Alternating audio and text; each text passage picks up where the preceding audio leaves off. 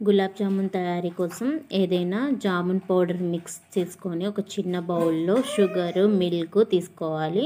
ఆ మిల్క్ని కొంచెం కొంచెంగా వేసుకుంటూ సాఫ్ట్గా వచ్చేలా మిక్స్ చేయాలి. షుగర్ సిరప్ కోసం కప్పు షుగర్కి 1 గ్లాస్ వాటర్ వేసి స్టవ్ మీద పెట్టి మరిగించాలి. దీనికి పాకం అవసరం లేదు. లాస్ట్లో 1 పావు టేబుల్ స్పూన్ ఇలాచీ వేసి కలుపుకొని దాన్ని పక్కన పెట్టేయాలి.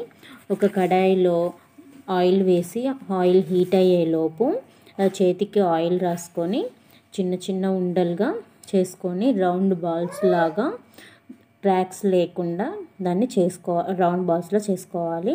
నేను పక్కన పెట్టి కడాయిలో ఆయిల్ హీట్ అయిన తర్వాత లో ఫ్లేమ్లో పెట్టుకొని వాటిని ఒక్కొక్కటి దాంట్లో వేయాలి. ఇవి గోల్డ్ బ్రౌనిష్ కలర్లో వచ్చేదాకా ఫ్రై చేయాలి. జామున్ని గోరువెచ్చగా ఉండేటప్పుడే షుగర్ సిరప్లో వేసి కలుపుకోవాలి. వీటిని 1 అవర్ తర్వాత తింటే బాగుంటుంది.